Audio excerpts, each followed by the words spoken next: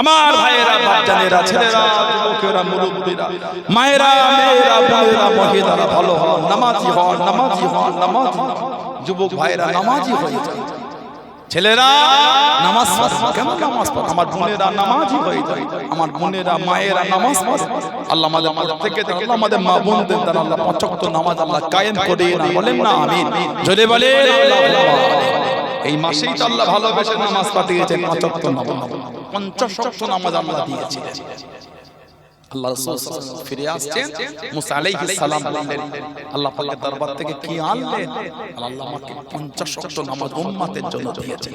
উনি বলেন আপনার উম্মত 50 ওয়াক্ত নামাজ পড়বে না, এত একটু কমিয়ে হুজুর গেলে আল্লাহ তাআলা 5 ওয়াক্ত কমিয়ে দিলেন। এইভাবে আমাদের নবী 9 বার গিয়েছেন, 5 9 45 ওয়াক্ত। এবার ফিরে আসে 5 ওয়াক্ত নিয়ে, আবার বললেন 5 ওয়াক্ত পড়বে না। আমার নবী বললেন এবার আমাকে যেতে লজ্জা লাগে, আর আমি যেতে পারবো না আল্লাহর দরবারে। এবার আমি যে গিয়ে বলবো এটা আমাকে লজ্জা লাগে, আর আমি যাব না। এই 5 ওয়াক্তই হুজুর দিয়ে দিলেন। উম্মত যদি 5 ওয়াক্ত নামাজ পড়ে আল্লাহ ভালোবেসে 50 ওয়াক্ত নামাজের আল্লাহ সওয়াব দেবেন। যদি বলুন না সুবহানাল্লাহ। এত ইজ্জত আল্লাহ আমাদের দিয়েছেন, কোন নবীর উম্মত এত ইজ্জত পায়নি, এত সম্মান আমার নবীর জন্য আল্লাহ আমাদের করে দান করেছেন। এর পরের মাসটা হলো শাবান, তারপরের মাসটা হলো রমাদান। আর মাত্র রমাদান শুরু হতে 1 মাস 4 দিন বাকি আছে, তাও না 3 দিন বাকি আছে। আজকে আর 12 হয়ে গেল, 3 দিন বাকি। তারাবির নামাজ আর 1 মাস 3 দিন বাকি, বুঝতে পারেন না? 1 মাস এই মাইক 1 মাস 3 দিন আবার শুরু হয়ে যাবে রমাদান শরীফের রহমত।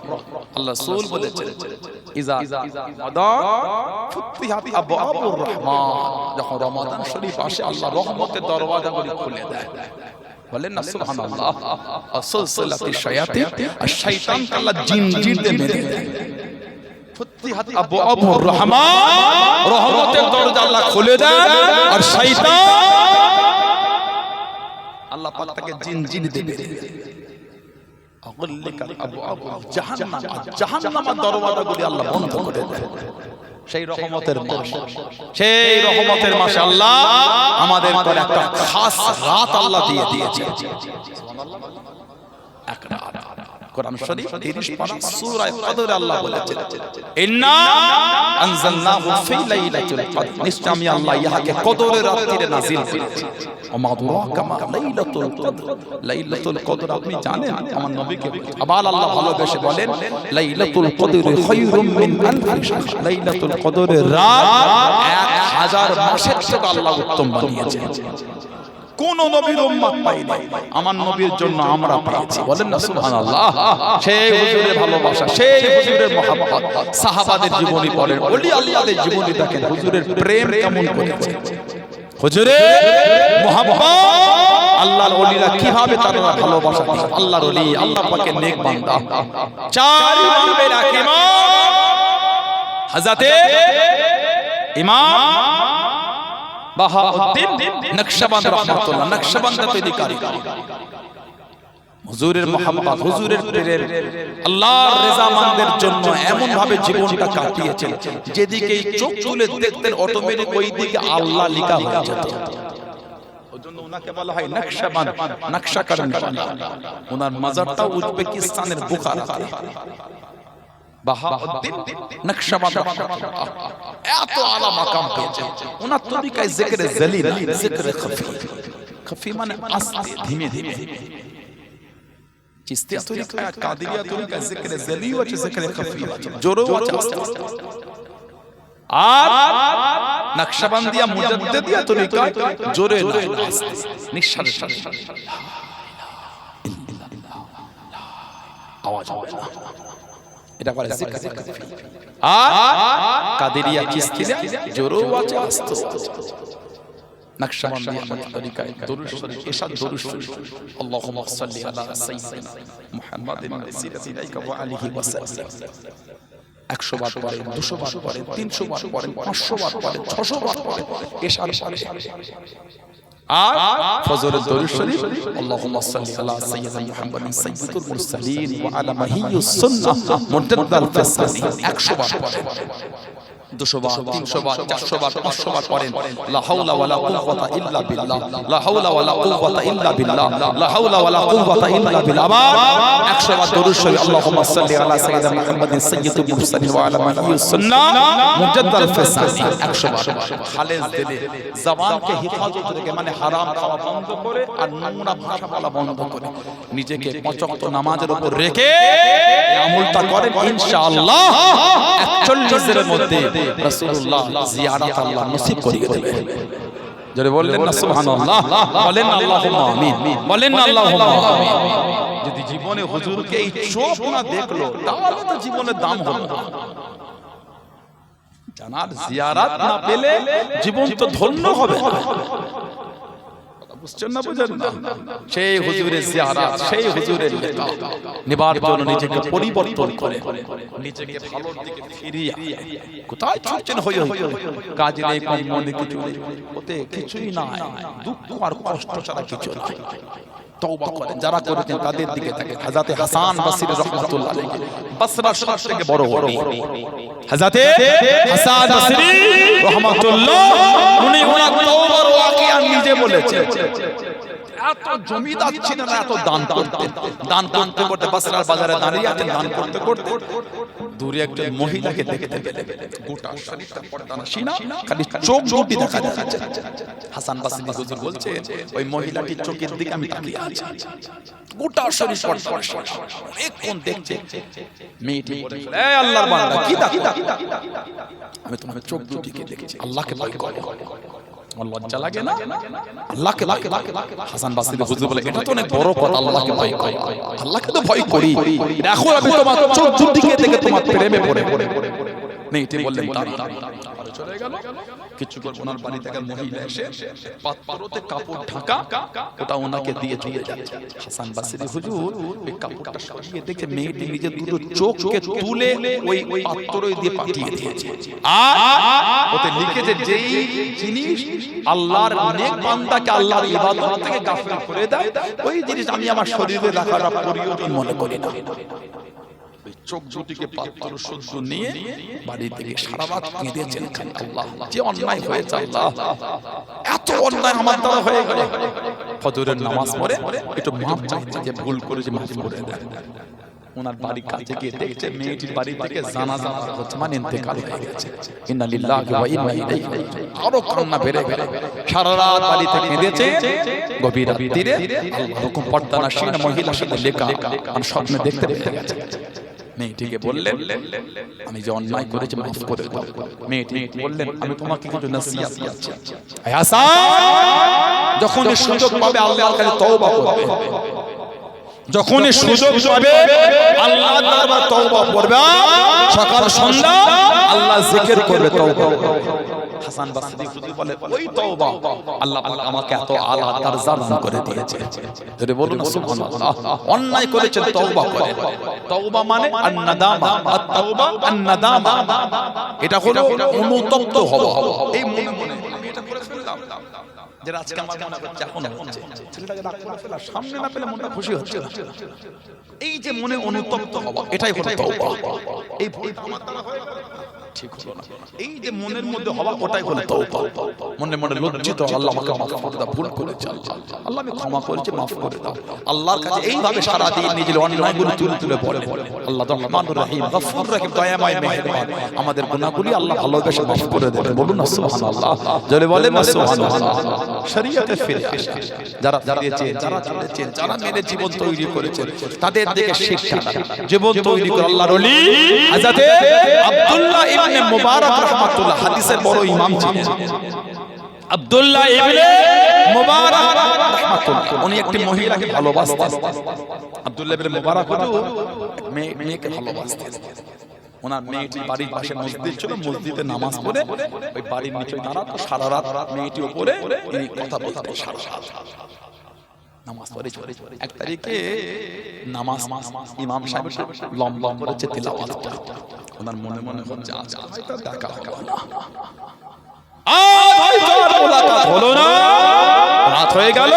আর মুলাকাত হলো না এই নামাজ শেষ হয়ে গেল, তাড়াহুড়ো করে ছুটে গিয়ে দেখছে মহিলাটির বাড়িতে মেহমান এসেছে, বাড়ির নিচে দাঁড়িয়ে আছে আর বলছে ও এত ব্যস্তই পার হবে কি করে, যাকে ভালো লাগে তার সবকিছুই ভালো লাগে, তার সবকিছুই পছন্দ হয়, এত দেরি হলো কিছুই মনে হচ্ছে না।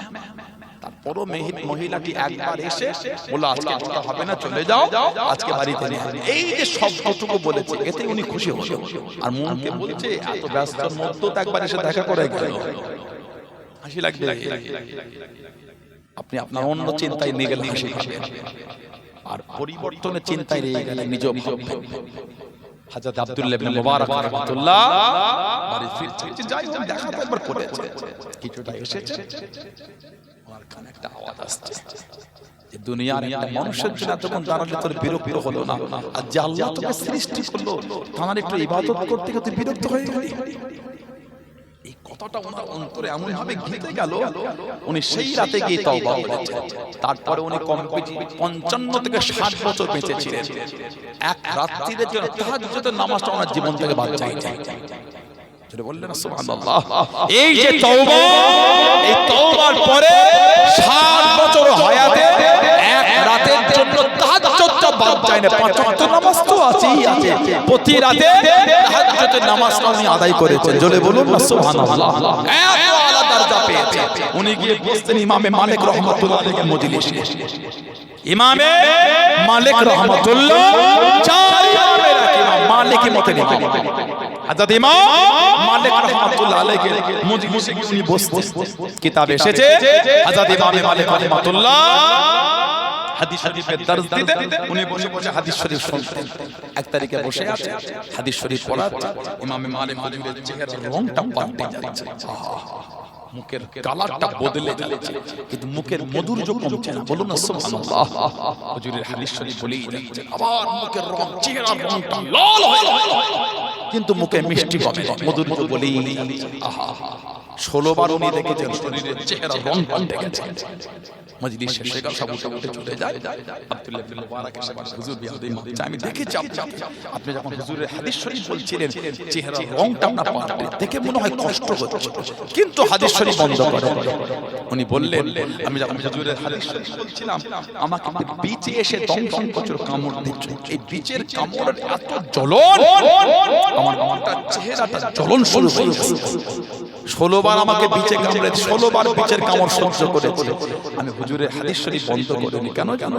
আমি যদি হুজুরের হাদিস শরীফ বন্ধ করে দিই বিয়াদবি হয়ে যাবে, বিচের কামড় সহ্য করব, হুজুরের সাথে বিয়াদবি করা যাবে না। জোরে বলুন না সুবহানাল্লাহ, জোরে বলেন না সুবহানাল্লাহ। জীবন তারা তো আমাদের সমাজে হয়, কিছু কিছু ছেলে পেছনে কাতারে বসে মোবাইলে পাবজি গেম খেলে, ভালো না লাগলে চলে যান, হুজুরের মজলিসে বসে বিয়াদবি করা যাবে না। বলেন ঠিক বলছে না? কিছু কিছু ভাই পেছনে বসে বলতে দিলে ভালো লাগে না, শেষে দাওয়াত দিলে ঘরে যাবে, উঠে যান। জোর করে তো কেউ বসায় মনে হয় আপনাদের বসে না না, ভালোবাসায় নিয়ে এসে বসেছে, বিরক্ত হলে ঘুরে আসেন, কিছু ঘুরে ঘাড়ে উজু করে আবার চলে যাবে। এগুলো তো উচিত না। হুজুরের মজলিসে বসে বসে মজলিসের আদবের খেলাফ কাজ করতে গেলে ঠিক না। উজু করে বসতে হয় ওয়াজের মজলিসে, আর উজু করে ওয়াজ করতে হয়। বিনা উজুতে ওয়াজ হচ্ছে বলে আপনাদের অন্তরে ওয়াজটা গিয়েছে না, কেন? ওয়াজের তাসির নাই। আর বিনা উজুতে ওয়াজ শুনছেন বলে ওয়াজ শুনতে ভালো লাগছে না, কেন? উজু নাই। আল্লাহ রাসূলের আলোচনা শুনতে গেলে নিজেকে পাক রাখতে হয়, পাক অবস্থায় শুনলে ওয়াজ করো মজা আলাদা, ওয়াজ শোনো মজা আলাদা। বলুন না সুবহানাল্লাহ। দুঃখ কষ্ট বিনা উজুতে ওয়াজ শোনার লোকটা বেশি, আর বিনা উজুতে ওয়াজ করার লোকটাও বেশি। কিছু কিছু বক্তা করে যারা দুঃখ কষ্ট বেদনা, যারা নামাজ পড়ে না, কিছু কিছু বক্তা আছে নামাজ পড়ে না। কি বলবেন আপনি? আমি আলেম বলে দেখি, ইলম অর্জন করে আলেম হয়, বক্তৃতাতে বক্তা হয়। ওই ফোনে দাওয়াত করেছেন আপনারা, নেটে অসনে নাম্বার দিয়েছে, দাওয়াত করেছে, কাকে দাওয়াত করলে? বলে চিনি। কেন দাওয়াত করলেন? জানাকে দাওয়াত করবে তার চরিত্র সম্পর্কে জানতে হয়।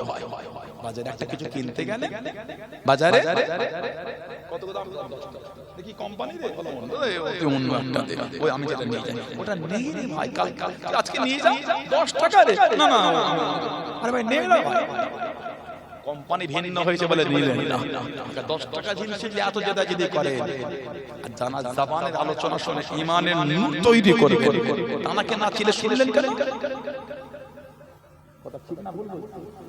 একটা 10 টাকার জিনিসকে কিনতে গেলে কোম্পানি মিলছে না বলে কিনলেন না, আর জানা জবানের দুটো কথা শুনে আল্লাহ আল্লাহর রাসূলের প্রেম তৈরি করবেন, তানাকে না চিনে দাওয়াত করলেন কেন? অভদ্র আর বেনামাজি বক্তার অশ্বল্য অন্তরে হুজুরের প্রেম আসবে না। নিজেই অভদ্র, আপনাকে কি হুজুরের প্রেম শেখাবে? নিজেই আমার নবীকে ভালোবাসতে ভালোবাসলে বক্তারা নামাজ পড়তো না? নামাজ আমাদেরও কাজা হয়, আল্লাহ মাফ করে। ফ্লাইটে আছে, এই গেলাম উজবেকিস্তান, ফিরছি, অনেক লং টাইম। আমার জীবন সবথেকে লং টাইম ফ্লাইট চাইটা ভায়া ছিল তো অন্য জায়গায়, 6 ঘন্টা কত মিনিট প্লেনে ছিলাম, এত লং আমি প্রথম সৌদি আরবে গিয়েছিলাম, তখনও 6.5 ঘন্টা ছিলাম, এটাও কম বেশি ওরা এত দীর্ঘ। তারপর প্লেনে নামাজ পড়া যায়, যেই মানে আপনার যানবাহনটা নিজের কন্ট্রোলের বাইরে, সেখানে আপনি ইশারায় নামাজ পড়তে পারেন। গাড়ি আপনার পার্সোনাল, ইচ্ছা করে দাঁড় করালে আপনি গাড়িতে নামাজ পড়লে বসে বসে দাঁড় করিয়ে নামাজ পড়েন। তবে কিছু আলেম বলেছেন সুন্নাত ও নফল নামাজটা আপনি গাড়িতে নিজের গাড়ি হলে পড়তে পারেন। ফরজ নামাজ আপনাকে নেমে দাঁড়িয়ে, ফরজ নামাজের জন্য দাঁড়ানোটাও ফরজ, কিয়ামটাও ফরজ। তবে যেই যানবাহন আপনার কন্ট্রোলের বাইরে, ট্রেনে যাচ্ছে, জায়গা নাই, বসে নামাজ পড়েন, বসে যাচ্ছেন, আপনার কন্ট্রোলে নয়, বলে দাঁড়াবে বললে আপনাদের নামাজের দাঁড়াবে বলে মনে হয়, আপনি বসে পড়তে পারেন। প্লেনে নামাজ পড়ছি, দাঁড়িয়ে ওই দুবাই থেকে ফিরছিলাম, এমিরেটস ফ্লাইট, বেশ বড় বড় প্যাসেজ থাকে তো, ওই ফজরের রমাদান শরীফ ফিরছিলাম, এক জায়গায় বললাম ওই একটা কাপড় বিছিয়ে দাঁড়িয়ে শুধু ফেরেন তো দোলে দাঁড়িয়ে পড়ছে, দুলছে, আল্লাহ পাক হিফাজত করেছে, মানে ভয়ও লেগে যাচ্ছে পড়ে যাবো নাকি নিসানি হয়ে যাবে। আমার ভাইয়েরা, বাচ্চারা, ছেলেরা, যুবকেরা, নিজেকে পরিবর্তনের দিকে, শরীয়তের দিকে ফিরে নিজেকে ভালো দিকে নিয়ে আসেন। মুক্তাসার বললাম, আল্লাহ যদি আবার তৌফিক আর সুযোগটা দেখা হবে ইনশাআল্লাহ। এই যে আমি আপনাদের কাছে এলাম, আমার আরো দুটো ভাই আলোচনা, খুশি তো আপনারা নাকি? আমি আসলে রাগ করলেন, আপনারা খুশি হলেন না বেজার হলেন? এই মাহফিলটা কত বড়তে এসেছিলাম, আসি না? তাহলে ইশার পরে উঠে না, আল্লাহ পাক আবার এবছর বানালেন, আগামী বছর হবে তো ইনশাআল্লাহ। জলে বলেন ইনশাআল্লাহ, জলে বলেন আল্লাহুম্মা আমিন। অল্প সময় খিদমত থেকে বিদায় নেব, এতগুলি ভাইরা জানেন আছে, ওটাই বলছি তো, ওই তো খাতা এনেছেন, আওয়াজ করলাম না, খাতা এনেছেন, খিদমত করে দিই বলে ভাই, একটু মানে খিদমত করে দিন, আর ওনাকে বাকি আছে নিজের মুরব্বিদের মুখে মুখে, আছে মা নাই কার, মা আছে বাপ নাই কার, দুটোই নাই, আস্তানারা কবরের মধ্যে এতিমের মতন পড়ে পড়ে কি ব্যবসায় বরকত নাই, সংসারে বালা মুসিবত কাটে না, রোগ বিমার সারে না, সেই আগামী বছর মাহফিলের জন্য মুরব্বিদের মুখের দিকে তাকে 2000 টাকা কে দেবে? ধনী মানুষ যদি বেশি করে আল্লাহ দিয়েছে, আল্লাহ দিয়েছে, মনটা বড় করে বলে 2000 টাকা কে দেবে? এতগুলি ভাই বাপজি যুবকদের মধ্যে মুরব্বিদের সালেক মন্ডল উনি বলছেন 2000 টাকা দেবেন, বলুন আলহামদুলিল্লাহ, বলেন না মারহাবা, নারায়ে তাকবীর, আল্লাহ কবুল করে, বলুন আল্লাহুম্মা আমিন। আর 2000 টাকা কে দেবে বলে? ভাইদের মধ্যে, যুবকদের মধ্যে হাতটা তোলে, আল্লাহ দিয়েছে, ভালোবাসায় দেন, সবাই মিলে দেন, না দিলে মাহফিল হবে কি করে? বলে 2000 টাকা কে দেবে আগামী বছরের জন্য? মুরব্বিদের মুখের দিকে তাকিয়ে কত পয়সা, কত জায়গায় ব্যয় করে দেয়। বর্তমান 2000 টাকায় 20 লিটার গাড়ির পেট্রোলও হবে না, হবে বলে মনে হয় আপনাদের? বর্তমান 2000 টাকায় 10 কেজিও হবে না। শূন্যস্থান আপনারা পূরণ করেন না। 2000 টাকা 10 কেজিও না, 8 কেজি এলাকায় কত করে কেজি হলো? কত করে কেজি হয়েছে বলে? বুঝেন না? 100 টাকা কেজি। কত করে কেজি? 250 গরু মিথুন গায়। আমরা মিথুন গোস্ত খান না? মিথুনটা খাবে, খুব টেস্টি মিথুন। উঠেছে বলতে বাজারে নতুন লাইন ছিল কদিন আগে, ওই একটা টিভিতে ডিবেটে বললো মিথুন গায় বলো রস পেতে না, তো ওইগুলোই আমাদের দিকে দাও। মিথুন গাইটা আমাদের দাও, অন্যগুলো তোমরা নিয়ে নাও, মিথুনটাই আমাদের দাও। দেখি মিথুন গায়ের গোস্ত কেমন টেস্টি হয়েছে। ভালো করে কায়দা করে মশলা দিয়ে রান্না করে দেখি মিথুনের কি অবস্থা হয়েছে। দেখেন না আপনারা, আর কত জ্বালাবে। ওমানে গিয়ে হাত মিলিয়ে, ওমান দেশে গিয়ে ওমানে হাত মিলালো আর বলল কি দেবে? হালাল সার্টিফিকেট এনেছে। এই হালাল সার্টিফিকেট এই কদিন আগে ওমান দেশে গেছে, এই ওমান 18 ডিসেম্বর 2025 ভারত আর ওমানের চুক্তি স্বাক্ষর হয়েছে। কি হয়েছে? যে আপনাদের কারণে আমরা হালাল গরুর গোশত দেবো। আমি ইংরেজি বলছি না, বিগটা বললাম, গোশতই হালাল গরুর গোশত দেবো ওমানকে গিয়ে বলেছে। অসুবিধা হয় না? আর মুসলমান 1 কেজি গরুর গোশত কিনলে জিভ লস করে গাল দেবে বলে শরম লাগে না? এত অপরাধ নির্লজ্জা হয়েছে কি করে? কান কাটা শরম লাগে না? কে কি খাবে না খাবে তার ব্যক্তিগত কথা। ইসলামে খিনজির হারাম, শরীর গোশত হারাম ইসলামে। অন্য সম্প্রদায় ভাইরা খায়, তার ব্যাপার আমি কি তাকে চাপিয়ে দেবো? কেউনি হারাম বলবো? তার চলবে না, চলবে, আমি কি করবো? আমার চলবে না, আমার চলবে না। ইসলামে মদ হারাম, কারণ যদি ওটা বৈধ হয় সে খাবে, তা আমি কি করব? কথা ঠিক না বলবো? আমাদের ইসলামে দাড়ি চাঁদা চলবে না, হারাম। অন্যকে চেঁচে ঘুরছে, আমি কি করব? তবে এখন ভারতের টিমে অনেক চাচা চান্স পেয়ে গেছে। আগে এত বড় টিমে চাচা ছিল না। ভারী দেখে কি অবস্থা, সে ট্রেনে ঘাটে ঘুরলে চাচা শুনছে। এখন আর কেউ যে আগে আমাদের চাচা বলতো সেই দেখে আমি দাঁড়িয়ে রেখে ঘুরে বেড়াচ্ছি। বলে বর্তমান 2000 টাকায় 10 কেজি নয় 8 কেজি গরুর গোশত। আমার এই শব্দগুলো কোন সম্প্রদায়কে ঠেট দিয়ে না, আমি পারি না, আমি ওদের মতন অবন্তর নই।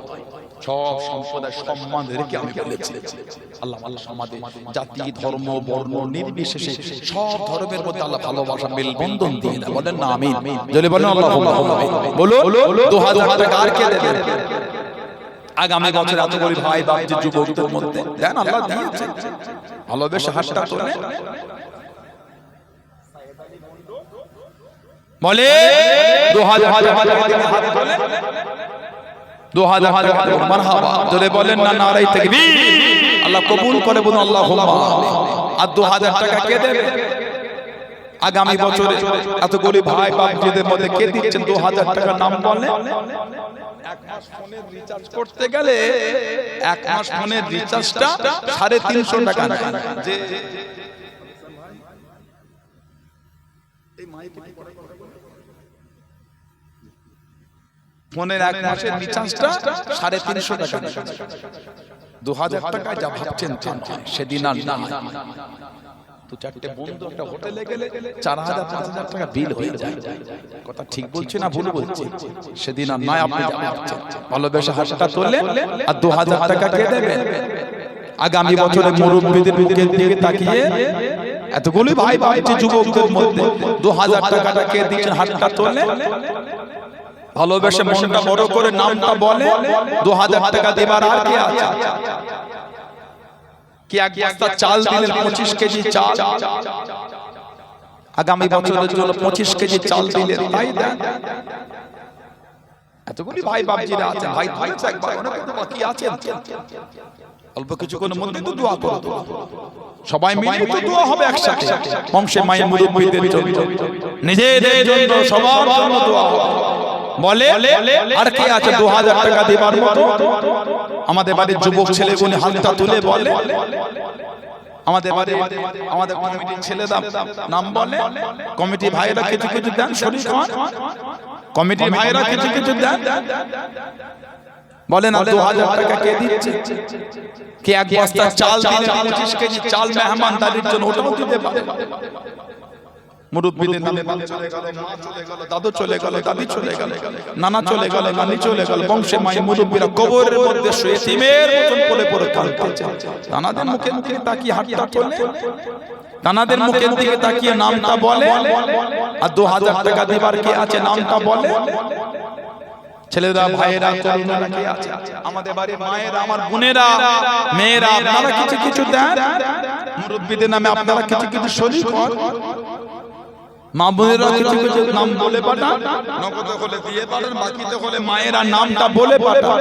আমার বোনেরা, মুরব্বিদের নামে আপনারা কিছু কিছু শরীক হন। ছেলেরা, ভাইয়েরা হাত তোলে, যুবকেরা হাতটা তুলে বলে, আর 2000 টাকাটা কে দিচ্ছে নামটা বলে। এতগুলি ভাইয়াদের মধ্যে 2000 টাকা কে দেবে? এতগুলি ভাই বাবজিরা ছেলেরা আছে, 2000 টাকা দিবার মতন কে আছে? তাড়াতাড়ি নাম বলো। ভালোবাসার জায়গায় এত বলতে হয় না, ভালোবাসার জায়গায় এত বলা হয়। আক্তার 2000 টাকা দেবে বলছে, আলহামদুলিল্লাহ জোরে বলেন না মারহাবা। আল্লাহ কবুল, আল্লাহ মেহেরবানি করে দানকারীদের বাড়িতে রহমত বরকত নাযিল করে দেন, বলুন আল্লাহুম্মা আমিন। আল্লাহ মেহেরবানি করে দানকারীদের বংশময় মুরব্বিদের কবরগুলি আল্লাহ জান্নাতের টুকরা করে দেন, বলুন আল্লাহুম্মা আমিন। জোরে জোরে বলেন আল্লাহুম্মা বলে। আর কে দিয়েছে 2000 টাকা? হাত তোলে। উত্তর বদরা এই এলাকার ছেলেরা, তরুণেরা, যুবকেরা। আর 2000 টাকা কে দেবে? কমিটির যুবকগণ আপনারা কিছু কিছু নাম বলে পাঠান, কমিটির ছেলেরা কিছু কিছু দেন, এলাকার ভাইয়েরা, ব্যবসায়ী মানুষ, ধনী মানুষ, মুরব্বী বাপেরা আছে, আপনারা কিছু কিছু শরীক হন। না দিলে আমাদের বাড়ির যুবক ভাইগুলো মাহফিলটা করবে কি করে? আস্তাগফিরুল্লাহ, খারাপ কিছু তো করছে না, আল্লাহর রাসূলের ভালোবাসার সুন্দর একটা মাহফিল কায়েম করেছে। আপনারা কিছু কিছু দেন, দিতে হয়, এই মাহফিলগুলো তো দিতে হয়, না দিলে কি করে মাহফিলে চালাবে? বলে হাতটা তুলে নাম বলে, আর 2000 টাকা কে দেবে? আগামী বছর মাহফিলে 2000 টাকা আর কে দেবে? এতগুলি ভাই বাবজিরা, ছেলেরা, তরুণেরা, মুরব্বিরা এসে বসেছে। আল্লাহ রাসূলের ভালোবাসা আগামী বছরের জন্য এই মাহফিলকে কায়েম রাখার জন্য বলে 2000 টাকা দিলেন, কি গরিব আমাদের এক বস্তা চাল 25 কেজি চাল দিলে মেহমানদারির জন্য। ক পয়সার দাম এক বস্তা চাল, গরিব হয়ে যাবে? না না, এসব জায়গায় দিলে কমে না, এসব জায়গায় দিলে কমে না। মনটা বড় করে বলে 25 কেজি চাল কে দেবে? আগামী বছরে 25 কেজি চাল